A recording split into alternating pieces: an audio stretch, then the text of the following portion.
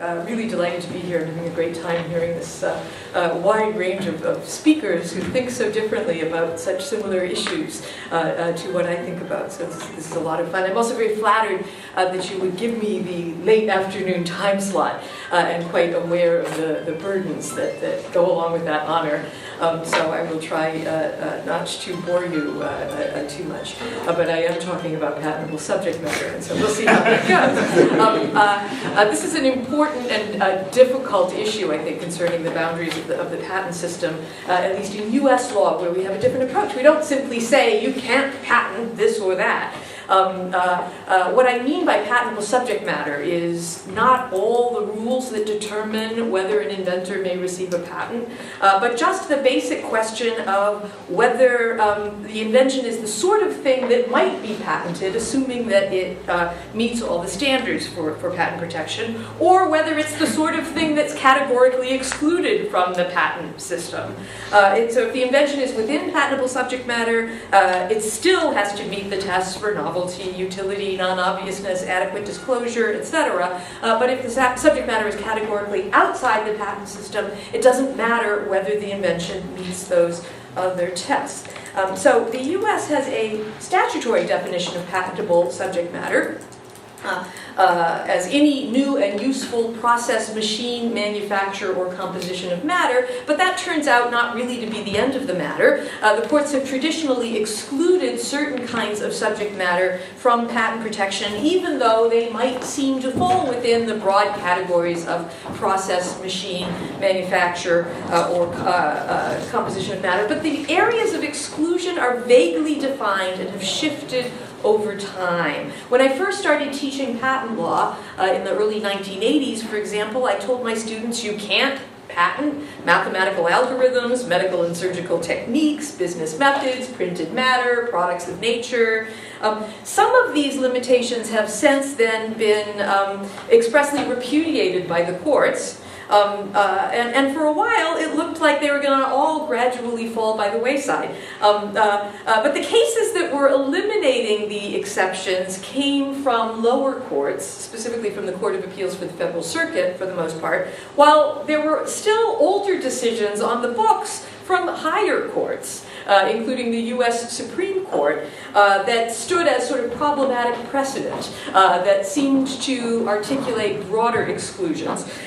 This is an area of patent doctrine that has been characterized by grandiose but not entirely coherent judicial decisions, especially from the US Supreme Court, which has written over the years about patentable subject matter with rhetorical flourishes that suggest that they're channeling the wisdom of the ages, but you come away sort of scratching your head and thinking, what was that all about? I don't get it. And one fundamental problem with this jurisprudence in the US is that the courts have never developed a story about what work the doctrine of patentable subject matter is doing that is distinct from the work done by the standards for patent protection: novelty, utility, non-obviousness, adequate description, etc. And so since they don't have a story about why we need patentable subject matter boundaries, it's not clear where those boundaries ought to lie. And they don't try to do that. The Supreme Court opinions in this area will instead recite examples of things that they take it to be obvious you can't patent, like E equals mc squared, or the Pythagorean theorem, or the heat of the sun, or a new mineral discovered in the earth. And then they conclude that by the same token, one cannot patent a computer-implemented invention, or a mixed culture of different bacterial strains, or a method of hedging risks in commodities trading, as if these were all examples of the same principle. But it's not always clear just what unites them. People have various theories, various efforts to unify these examples, but we don't have a clear story from the courts about just what is going on. And the cases about computer software have been particularly confused and confusing. In the 1970s, a series of Supreme Court decisions had upheld efforts on the part of the Patent and Trademark Office in the US to exclude information technology from the patent system, but the rejections of these claims were repeatedly reversed by the intermediate appellate Court, and then the Supreme Court would reverse again, and this went on for a while, and then finally in the 1980s, the U.S. Supreme Court basically gave up in a case called Diamond versus Deere, and they said they upheld the patentability of a computer-implemented method for calculating the cure time for synthetic rubber molded articles, as Mario was talking about this case yesterday afternoon, for those who were there for that. So there was this case in the early 80s where the Supreme Court finally found a computer-implemented method that they were okay with. And after that, the Supreme Court seemed to get out of the business. The Supreme Court has some control over what cases they review, and they simply stopped granting review in these patentable subject matter cases. And so the PTO also gave up their mission of excluding the subject matter from the patent system. Meanwhile, we had the new Court of Appeals for the Federal Circuit, that's been mentioned already repeatedly, which was an intermediate appellate court created by Congress to hear all appeals in patent cases and thereby bring greater uniformity to the interpretation of the patent laws, greater predictability. This court was generally a pro-patent court, and they gradually over the years expanded the range of patentable subject matter. And this effort reached a peak in 1998 in a decision called State Street Bank versus Signature Financial Group, upholding basically an accounting system for grouping together the assets of multiple mutual funds. They held that patentable subject matter extended to anything that was useful, concrete, and tangible, by which they evidently meant anything useful. That is, there was nothing concrete and tangible about this method, but it was patentable. So it looked like that was that. Everything is patentable. And I was sort of hoping almost that that was the case so that I wouldn't have to teach all of these old cases. But in the last few years, the Supreme Court has come back to the topic of patentable subject matter, culminating in its decision last Monday in the case of In re Bilski that we've heard a little bit about already, holding that a method of hedging risks in commodities trading was outside the range of patentable subject matter. But before I talk about Bilski, I want to say a word about the earlier case of Laboratory Corporation versus Metabolite, which was a diagnostic method case, which is what I really want to talk about. This is the case in which the Supreme Court first reached out to revisit the issue of patentable subject matter after a long hiatus. The patent at issue in the metabolite case was claiming a method of diagnosing vitamin deficiency by observing homocysteine levels and noticing whether they are elevated above reference levels. And you can see the language of the claim up here on the slide. The case was litigated in the lower courts without anybody challenging whether there was patentable subject matter. But when it got to the Supreme Court on its own initiative brought up the issue of patentable subject matter. They asked the parties to brief the question of whether the claims covered patentable subject matter or whether they impermissibly claimed a basic scientific relationship. Now, this is highly unusual for the Supreme Court, which usually wants to allow the issues to be fully briefed and argued and analyzed by the lower courts. This move raised a lot of questions about what are they up to, what's going on here. It raised a lot of concerns, particularly in the biotechnology patent community, because the claim that you see up here was like many other U.S. patent claims that have issued on diagnostic methods that involve observing some biological marker in a subject, analyzing it to make a diagnosis or to determine an appropriate course of treatment. So if this claim was going to fail, then a lot of other claims were going to come down with it. Now, a majority of the U.S. Supreme Court ultimately decided that it was not appropriate for the Supreme Court to address this question without the benefit of the Federal Circuit's analysis, and they dismissed the case. But three justices, Justices Breyer, Souter, and Stevens, wanted to take the case. And they thought, even though, usually it's better to have the benefit of the lower court's views, this case is such a no-brainer that they were ready to invalidate the patent on subject matter grounds without waiting for the issue to percolate in the lower courts. According to these three dissenters from the dismissal of the case, this claim improperly seeks to patent a basic scientific relationship between homocysteine levels and vitamin deficiencies, and is therefore unpatentable for the same reasons that preclude patenting E equals mc squared or the heat of the sun.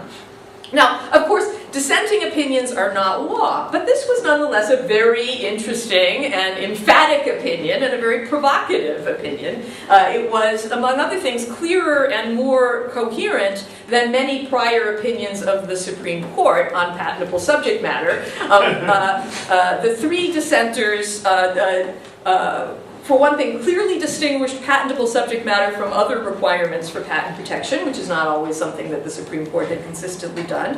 And they offered a rationale. They justified the exclusion of laws of nature from patentable subject matter as a way to preserve free access to the building blocks of future research. And you could quarrel about that, but it's coherent. It has a certain logic to it, and we can think about how far that logic leads us in cases involving, say, business method patents, right? But anyhow, it's not law. It's a dissenting opinion. The author of that dissenting opinion, Justice Breyer, is still on the Supreme Court. But the two colleagues who joined him, Justice Souter and Justice Stevens, are both gone.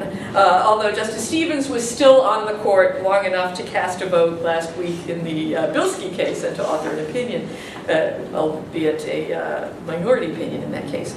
Now, it's very interesting to me that it was a diagnostic method patent rather than a business method patent that caught the Supreme Court's eye and that brought its attention back to the issue of patent eligibility in LabCorp versus Metabolite. Even though we didn't get a decision in this case, this is the case that caught the Supreme Court's attention. Now, business method patents have been far more controversial in the US, I would say. Not necessarily in academic circles where people are fascinated by biotechnology patents, but certainly in the business community. Much more controversial. They've gotten a lot more attention in the newspapers. I don't mean to minimize the problems arising with diagnostic method patents, but it's really the business method patents that have been, I think, more significant. But business method patents are not fundamental building blocks of science. Business methods, I should say, are not fundamental building blocks of science, and patents on business methods don't make the same kind of poster child for the rhetorical moves and policy arguments that Justice Breyer was advancing for excluding patents on building blocks in order to leave room for further innovation. Still, Justice Breyer's opinion was an alarm bell that shook up the Federal Circuit and signaled that its expansive approach to patentable subject matter might be vulnerable to reversal in a future case. This case was following a series of cases on other issues where the Supreme Court had emphatically reversed decisions of the Federal Circuit. And the Federal Circuit, I think, took very seriously the prospect of getting reversed on patentable subject matter if they wandered too far away from what the Supreme Court had said in this area in the past.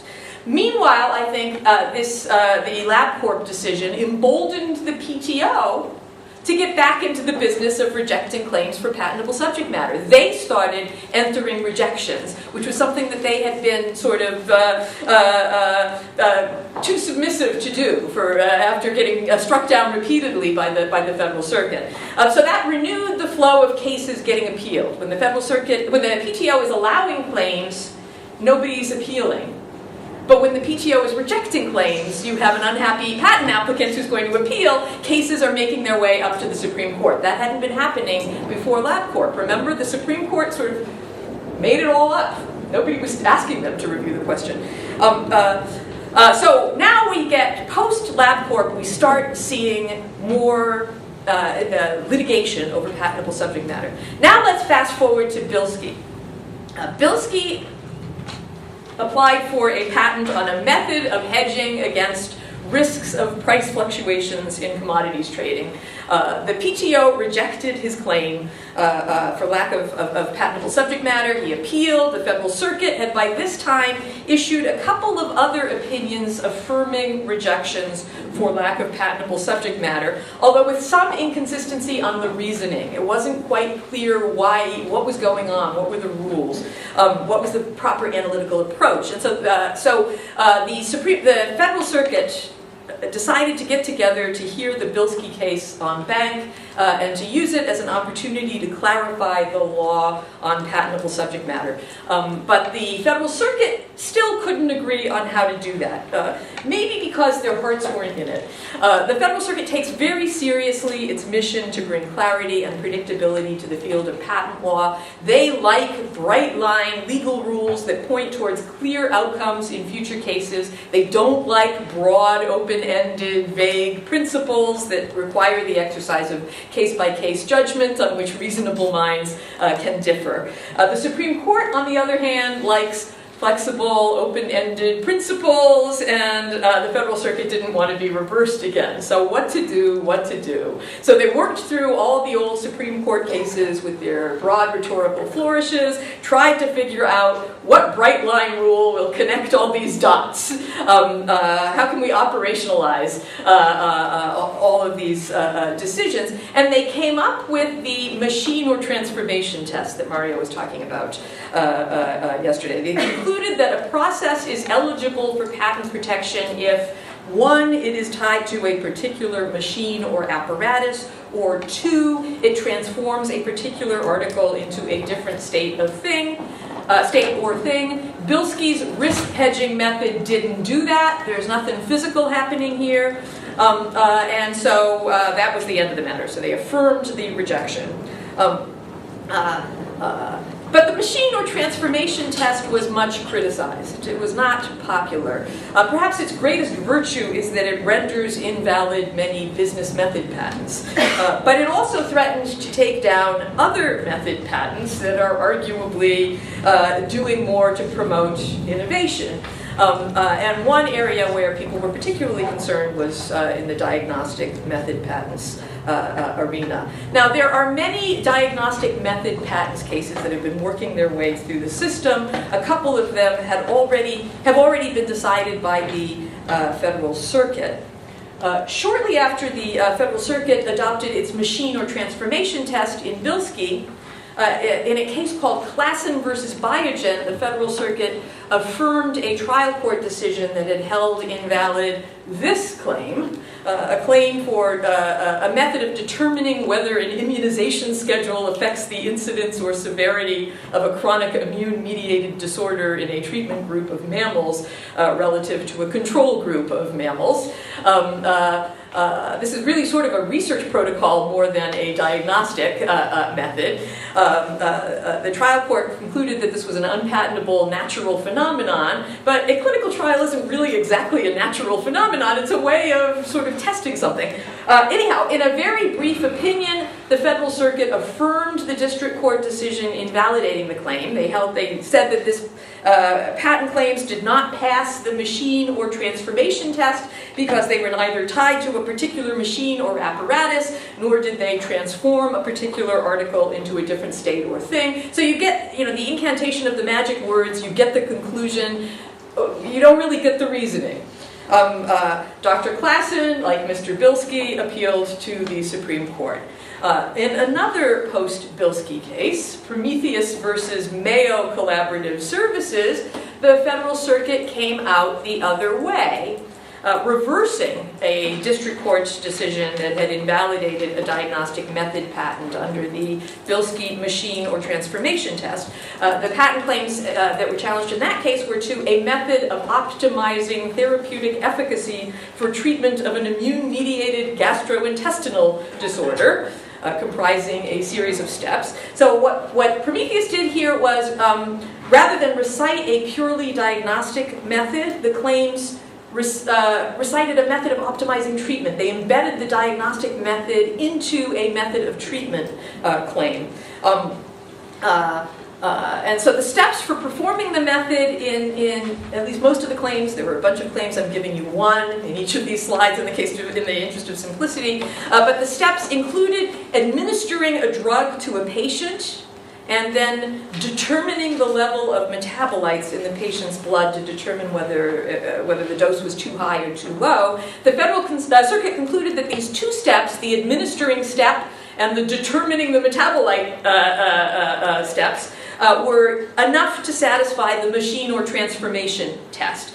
Because giving a drug to a patient causes transformation in the patient's body, and because determining the metabolite levels involves the use of chemical assays that bring about various physical and chemical changes in the tissue samples that are taken from the patient. So the defendant, Mayo Clinic, like Klassen and like Bilski, appealed to the Supreme Court.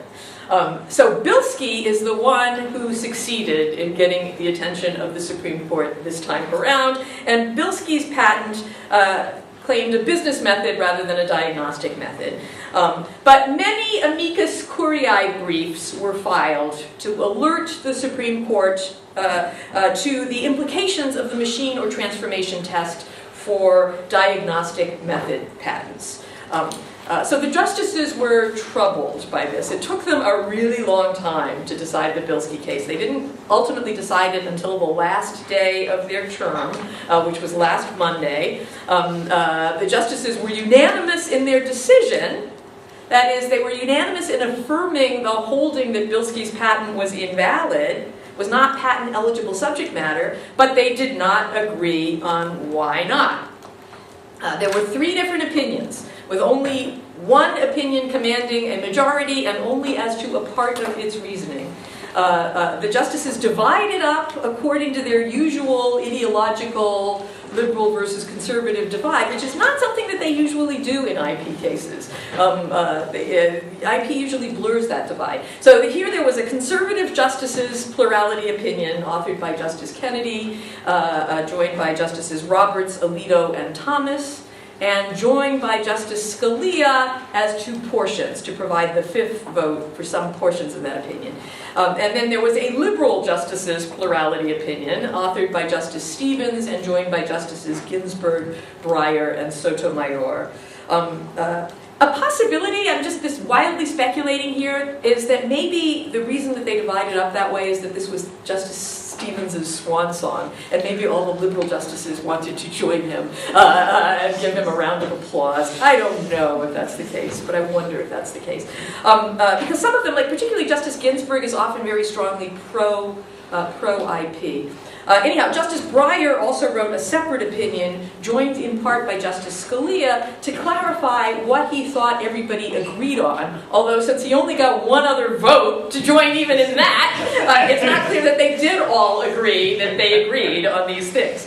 So the conservatives, joined by Justice Kennedy, began with a narrow articulation of the subject matter exclusions from prior Supreme Court opinions that limited those exceptions to patentable subject matter to laws of nature, physical phenomena, and abstract ideas. I think if you read those cases yourselves, you could come up with a longer list. They gave a relatively short list.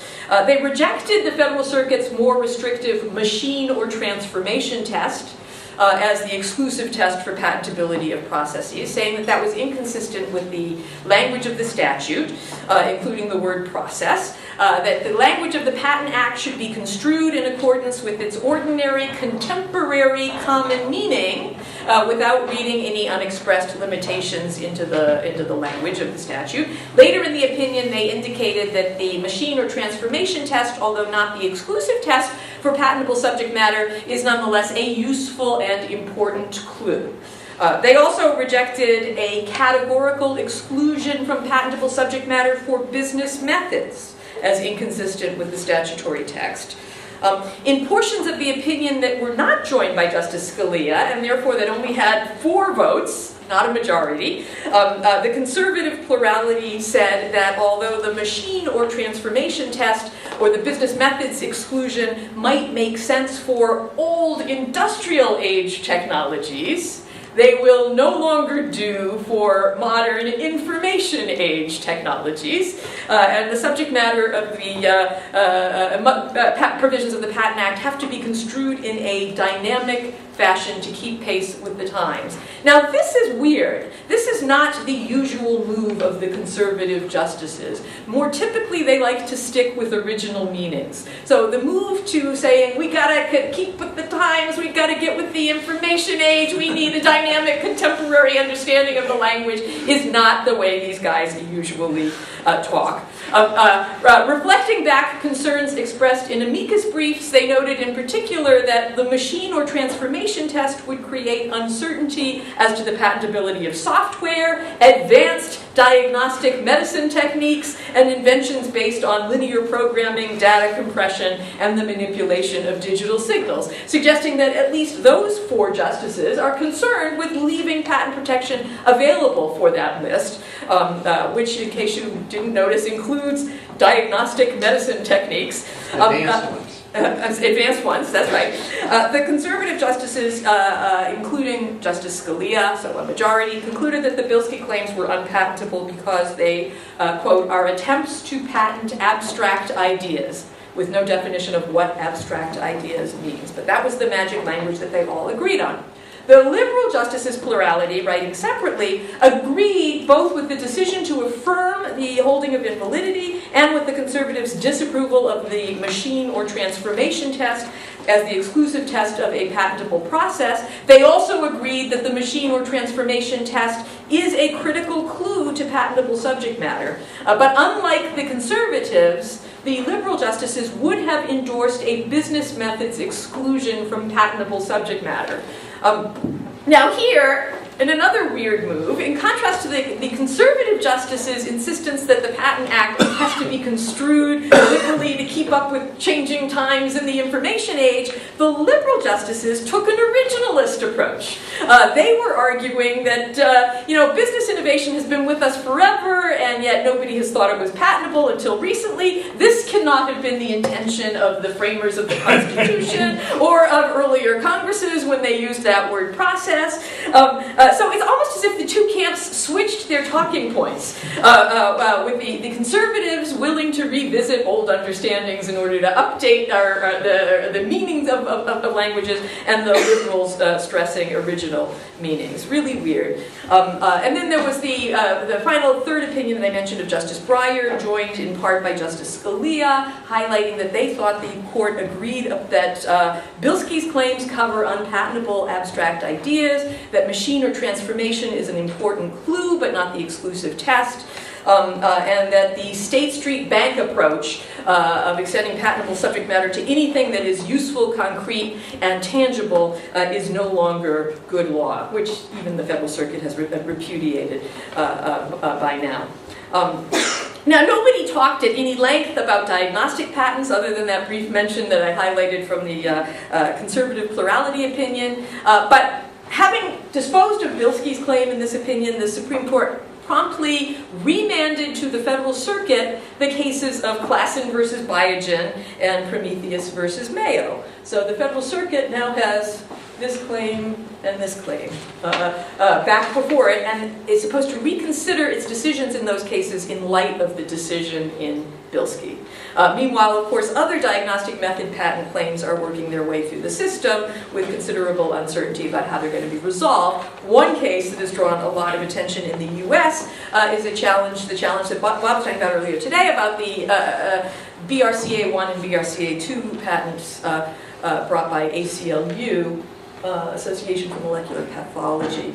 Myriad and its practices in exploiting its patents have become something of a poster child for the evils of gene patenting, and so against this backdrop, the ACLU filed suit last year on behalf of a number of organizations challenging claims to isolated DNA and to methods of comparing or analyzing human DNA samples to detect alterations or mutations corresponding to increased susceptibility to breast cancer. I put up here one of the sequence, the analytical claims, the diagnostic method claims, a different one than the one Bob put up earlier. Bob's was broader. This one is a little bit narrower. Anyhow, the district court in New York recently granted summary judgment of invalidity prior to the Supreme Court's decision in Bilski. The district court held that the claims to isolated DNA are unpatentable products of nature because they are not markedly different from the naturally occurring DNA, and that the method claims, the diagnostic method claims, are invalid because they violate the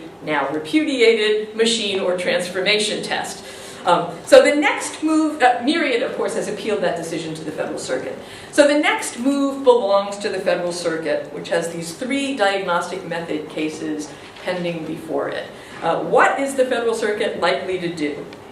Well, I think they have to address each of these cases, because each of these cases, the last opinion, whether it was from the Federal Circuit or from the District Court, relied heavily upon the machine or transformation test. And the Supreme Court has now held that that's an important clue, but not the only test of patentable subject matter. So at a minimum, it would seem that the claims need to be reanalyzed. To use the now favored articulation of abstract ideas. Are these claims to abstract ideas? What does abstract ideas mean? Well, the Supreme Court hasn't shared its views on that question with us, other than that the machine or transformation test, while a valuable clue, does not fully capture what an abstract idea is, and also that the State Street Bank test excludes too little. So what then might abstract ideas mean? Well, I think the intuition behind the machine or transformation test is that abstract is the opposite of tangible, meaning physical, but that's not the only possible meaning of abstract. Another possibility is that abstract is the opposite of specific, right? With abstract idea referring to a broad, sweeping articulation of your inventive concept rather than a narrower, more specific application of that concept. And I think there's some support for this understanding in prior opinions of the Supreme Court as well as in prior opinions of the Federal Circuit. For example, in its opinions from the 1970s, the Supreme Court sometimes distinguished between patent claims that put a mathematical algorithm to work as one step in performing a process of, say, curing rubber, and claims that were so broad and sweeping as to wholly preempt all uses of a mathematical algorithm that were essentially claims to the algorithm itself. In fact, the majority opinion made a similar move in Bilski, explaining that allowing petitioners to patent risk hedging would preempt use of this approach in all fields and would effectively grant a monopoly over an abstract idea.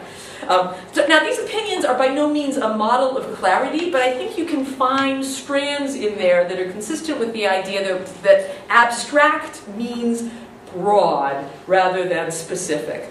Now, one objection to this approach is that we have other doctrines to do this work. You don't need a rule about patentable subject matter to keep the scope of patent claims appropriately narrow. Patent law does this through rules about prior art that prevents claiming inventions so broadly to cover what's been done previously, and enablement, which requires an enabling disclosure of an invention, which prevents claiming beyond the subject matter that the patent applicant has put within easy reach of a member of the technological community reading the patent application.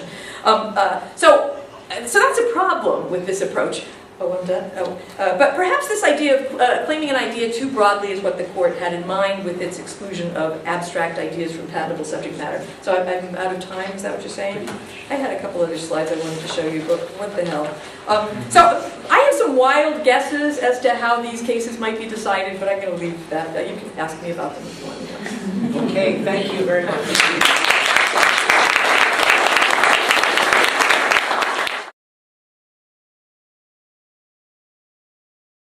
Yes. Didn't Parker versus Fluke, the US Supreme Court, say that the non-patent eligible should be treated as a part of state of the art? Yes, they did. They did say that. I think that they have not consistently followed that approach. Yes, but within Bilski, they pointed the They CFC did back indeed. towards Parkhurst Foote. They did indeed. They did indeed. That's a problematic approach as well. For one thing, because it's not true, right? But it's possible that that will be renewed. I doubt it. I don't imagine the Federal Circuit going in that direction. I think it's more likely that the Federal Circuit will go back to its own. The Federal Circuit is kind of like custodial parents dealing with the Supreme Court as a non-custodial parent of the patent system. So the Supreme Court gets an occasional weekend visit with the kids and lays down all these rules, and then they go back to mom. And mom, will formally agree with dad.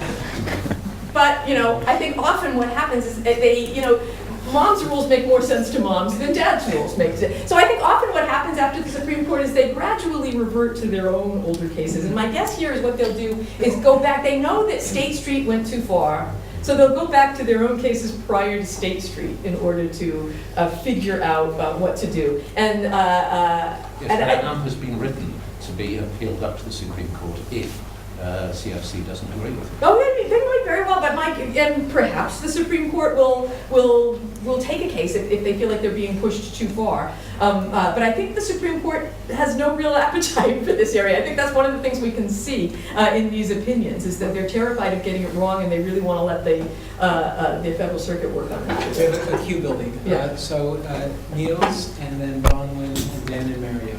Thanks. Apart from the abstract ID problem in the BRCA1, you also said the product of nature issue will be there. Do you think that will hold? Because that will have a tremendous effect on all other kinds of biotech patents. I don't think that will hold, no. I think that that's going to be reversed. And I think that the Bilski case makes it more, I never thought that was going to hold for a second, but I think after Bilski it's even less likely that that's going to hold. I think that there was a majority in Bilski that didn't like the idea of having a special rule about business methods, and I can't imagine they would like having a special rule about DNA patents either. The district court opinion in the BRCA case is all about genes are special. They're not like other chemicals. We can't treat them the same way as other chemicals, and I just think that's going to get zero traction. So that would be my prediction, but I might be wrong. Thanks. I am fascinated by the work that the word diagnostic does, and particularly in this metabolite case, where it seems that what's going on actually is just a simple discernment. So we look at how much folate there is there enough or not? Yes, there is, no, there's not, okay? So I wonder to what extent that's a kind of linguistic artifact that arises out of being in the medical milieu, right? So Bob and I could go into a bar and he could say, I'm going to buy you a drink, and they could order them, and then he could put a pound on the bar, and I could say, you know what, Bob, my diagnosis is that you're broke. Okay, so it's not exactly it's a diagnosis, isn't it? I have looked at the situation, I've discerned how much money he's got and how much money he needs, and he ain't got enough. So, what does diagnosis exactly mean in this? Well, it's my word. It's a word that I'm using. It's not a word that is appearing in these claims. So it's not a term of art in patent law. I'm just trying to isolate a series of cases that are of interest. Yeah. Diagnostic maybe doesn't fully capture what's going on in some of these cases, even by my lights. I was in the case of the Klassen case. I was saying this is really more of an algorithm for a clinical trial. Obviously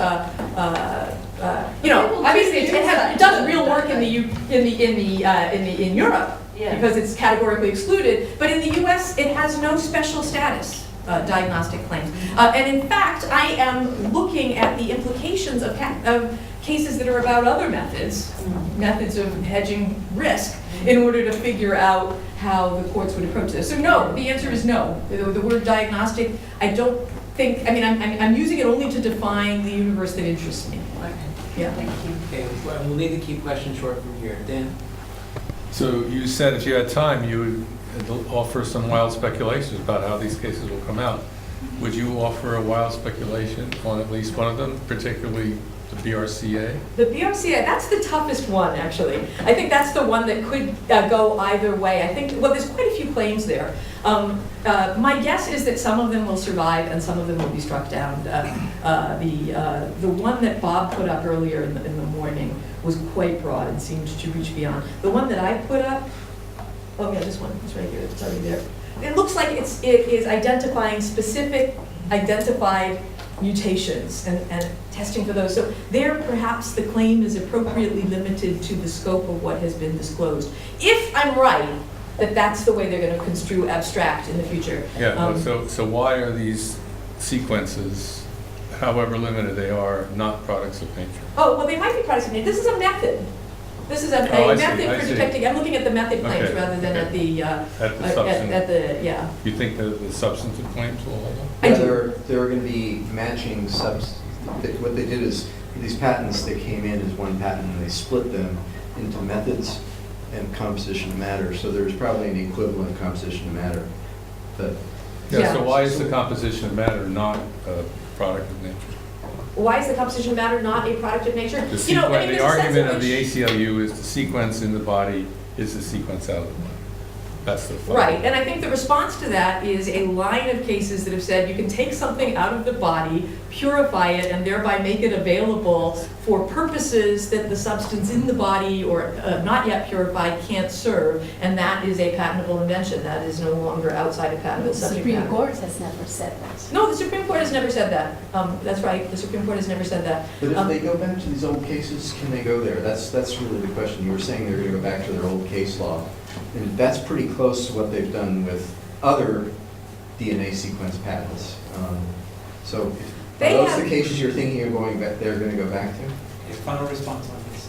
I have some. This is fascinating. It is fascinating. Ingrams is an interesting case, and arrhythmia versus corazonix is an interesting case. And those are what I would have talked about had I had a little bit more time, but I'm not sure if I do. One of them, yeah, okay. Okay. Mario. So suppose that you are right in saying that probably the Federal Circuit is going to move in the direction of specificity as opposed to materiality, tangibility, blah, blah, blah. So in that case, the metabolite case probably would stand because it's very specific. You know, homocysteine on one side, vitamin B deficiency. So the claim is very, you know. So, but in that case, what would you say about the objection that Collins brought up that this is effectively a case in which the specification of the invention is actually the invention? There's not like an invention that a thing out there to which the specification refers to, but here you read, this thing is about a method connecting A to B. You read it, you know it, and then the only way not to infringe, the next time you get some blood work done, is to forget that you have read it. The only way, forgetting that you have read it won't do. That won't keep you from infringing. So you infringe. You infringe as a result of reading a document that the law tells you that you can't read. No. You can read it, but whether you've read it or not, you still infringe. Infringement does not require having read it. I must be missing something in your argument. The invention is defined by the claims, but you don't need to have read those claims to be liable for infringement.